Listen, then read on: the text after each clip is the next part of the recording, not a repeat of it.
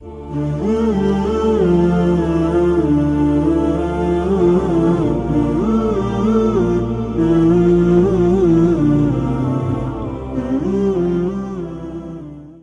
سال محرم آ کر یہ صدا لگاتا ہے، میرا اللہ چاہتا تو میرے نبی کے نواسے کی شہادت سفر میں ہوتی، ربیع الاول میں ہوتی، 11 مہینے نہیں پڑے ہوئے،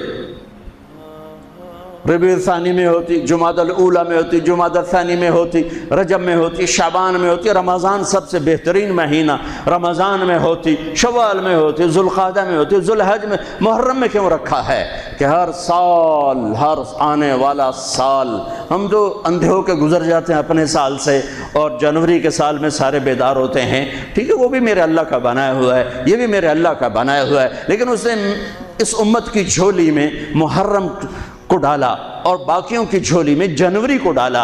اللہ تعالیٰ نے اس مہینے کے اندر، اگرچہ یہ مہینہ شروع سے کوئی مقدس چلا آ رہا ہے، محرم میں اللہ نے آدم علیہ السلام کی توبہ کو قبول کیا۔ محرم، اماں ابا کی ملاقات ہوئی 10 محرم میدان عرفات میں۔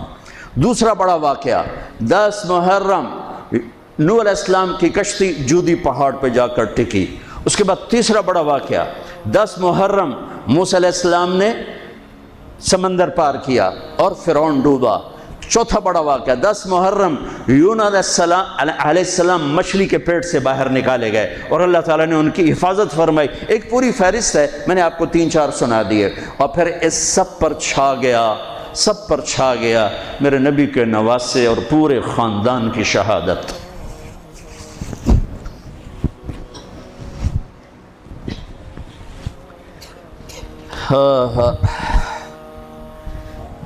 یہ کتنا بڑا خاندان ہے، پہلے یہ سنو۔ میرے نبی نے فرمایا، اللہ نے ساری کائنات کو دیکھا، پھر ان سب میں سے عربوں کو چھانٹ کے الگ کیا، پھر سارے عربوں کو دیکھا، اس میں سے مضر کو چھانٹ کے الگ کیا، پھر سارے مضر کو دیکھا، اس میں سے قریش کو چھانٹ کے الگ کیا، پھر سارے قریش کو دیکھا، اس میں سے ہاشم کو چھانٹ کے الگ کیا، پھر ساری ہاشم کی نسل کو دیکھا، اس میں سے میرے اللہ نے میرا انتخاب کیا۔ انا خیرکم ابن و نفسا، میرے جیسا عالی نسب کوئی نہیں، میرے جیسا عالی خاندان کوئی نہیں۔ عبداللہ سے آدم علیہ السلام تک کسی سے زنا نہیں ہوا، سب پاک دامن ہیں، سب پاک دامن ہیں، سب پاک دامن ہے۔ میرا نبی پاکیزہ سلسلوں سے آئے اور ہر باپ کا ماتھا روشن ہو جاتا تھا جدھر میرے نبی کا نور جاتا تھا۔ ایک دن آدم علیہ السلام کے 10 بیٹے تھے، شیث علیہ السلام سے آپ کا سلسلہ نسب آدم علیہ السلام سے ملتا ہے، ان کا ماتھا روشن تھا۔ آدم علیہ السلام کہنے لگے، بیٹا تیری پشت میں ایک امانت ہے جو تیرے باپ سے بھی زیادہ قیمتی۔ وہ کہنے لگے، ابا بیٹا باپ سے زیادہ قیمتی؟ وہ کیسے؟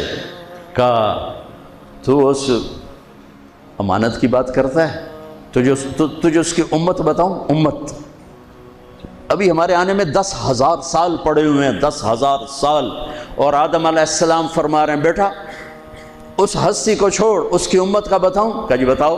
کہ میں نے ایک خطا کی، میرے کپڑے اتار دیے۔ وہ ہستے، اس کی امت روزانہ خطائیں کریں گے، اللہ ان کے کپڑے نہیں اتارے گا۔ میں نے ایک خطا کی، مجھے بیوی سے جدا کیا، وہ سارا دن گناہ کریں گے، اللہ ان کی بیویوں سے انہیں جدا نہیں کرے گا۔ میں نے ایک خطا کی، اللہ نے میری مشہوری کر دی، سوری دنیا کو بتایا، اور وہ سارا دن منہ کالے کریں گے اور اللہ ان کے گناہوں پہ پردے ڈالتا جائے گا، پردے ڈالتا جائے گا، پردے ڈالتا جائے گا۔ میں نے ایک خطا کی، مجھے جنت سے نکالا، وہ ہزاروں خطائیں کر کے اس کی رحمت سے بخشش پا کے جنت میں جائیں گے۔ میں نے ایک خطا کی، میری توبہ کے لیے 40 برس لگے، اور وہ ساری خطائیں کر کر ایک بول بولیں گے، اللہ معاف کر، اللہ ان کے سارے ہی معاف کرے، اللہ ان کے سارے ہی معاف کرے۔ ہر ایک کا ماتھا روشن ہو جاتا تھا، نور نبوت چمکتا نظر آتا تھا۔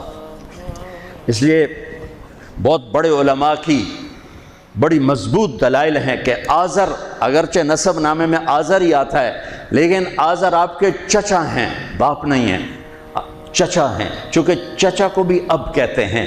باپ کے لیے والد کا لفظ ہے، والد صرف باپ کو کہتے ہیں، اور اب چاچے کو بھی کہتے ہیں، باپ کو بھی کہتے ہیں، دادے کو بھی کہتے ہیں، نعبد الہک و الہ آبائک ابراہیم و اسماعیل و اسحاق الہا واحدا۔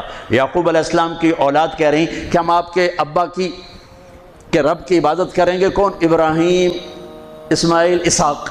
ابراہیم دادا، اسماعیل چاچا، اسحاق والد۔ وکان ابوہما صالحا، وہ میں نے دیوار سیدھی کر دی کہ ان کا باپ نیک آدمی تھا، ساتویں پشت کا دادا، اس کے لیے اب کا لفظ استعمال ہو رہا ہے، اب کا لفظ استعمال ہو رہا ہے۔ اور ابراہیم علیہ السلام بیت اللہ بنانے کے بعد دعا مانگ رہے، ربنا اغفر لی ولوالدی۔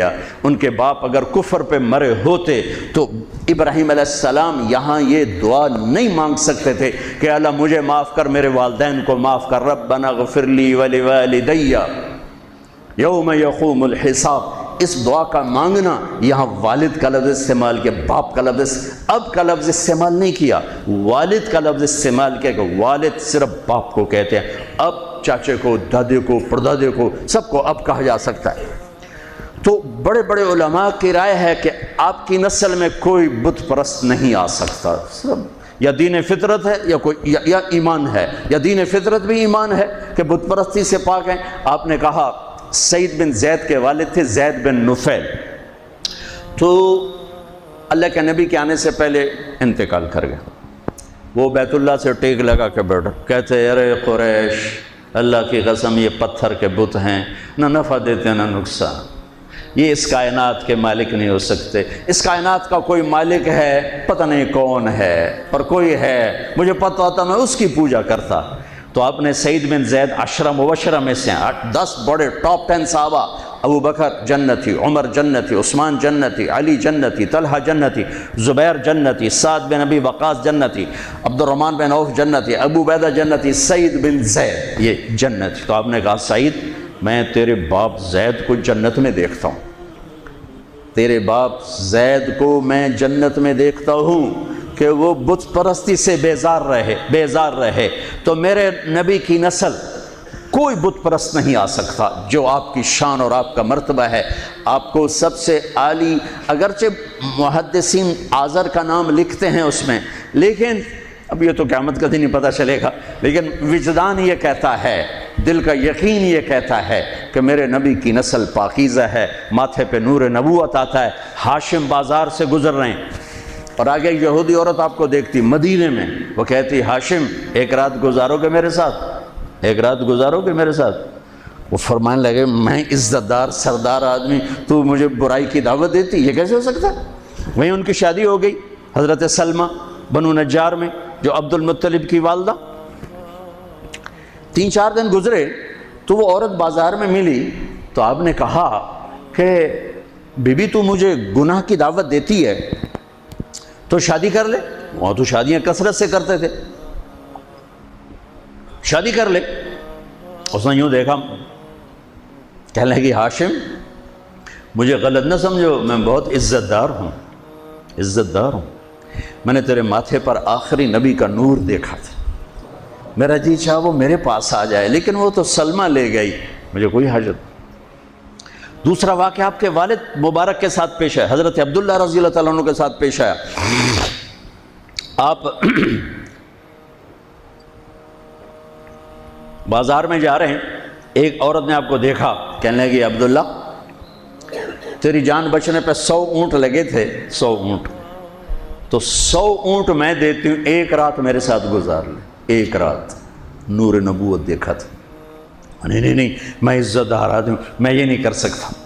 بالکل دادے والا واقعہ پیش آیا۔ چند دن بعد حضرت آمنہ سے شادی ہو گئی، وہ نور نبوت ادھر منتقل ہو گیا۔ وہ بازار میں ملی خاتون، انہوں نے فرمایا شادی کر لے، تو اس نے یوں دیکھ کر کہا عبداللہ مجھے غلط نہ سمجھنا، میں عزت دار خاتون ہوں، تیرے ماتھے پہ آخری نبی کا نور تھا۔ وہ آمنہ لے گئی۔ محمد بن عبداللہ بن عبد المطلب بن ہاشم بن عبد مناف بن قصی بن کلاب بن مرہ بن کعب بن لوی بن غالب بن فہر بن مالک بن نضر بن کنانہ بن خزیمہ بن مدرکہ بن الیاس بن مدر بن نزار بن معد بن عدنان بن عود بن حمیسہ بن سلامان بن عوس بن بوز بن قموال بن عبی بن عوام بن ناشد بن حزا بن بلداس بن یدلاف بن طابخ بن جاحم بن ناحش بن ماخی بن عیفی بن عبقر بن عبید بن الدعاء بن حمدان بن سمر بن یثربی بن یحزن بن یلحن بن ارعوا بن عید بن زیشان بن عیسر بن اقناط بن ایہام بن مقصر بن ناحد بن زار بن سمی بن مزی بن عوض بن عرام بن قیدار بن اسماعیل بن ابراہیم بن طارق بن ناحور بن سرود بن رعود بن فائد بن عابر بن ارفشاد بن سام بن نوح بن لامح بن متوشال بن ادریس بن یرد بن ملحل ایل بن قینان بن آنوش بن شیس و بن آدم علیہ السلام۔ یہ کائنات کا افضل ترین سلسلہ نسب ہے۔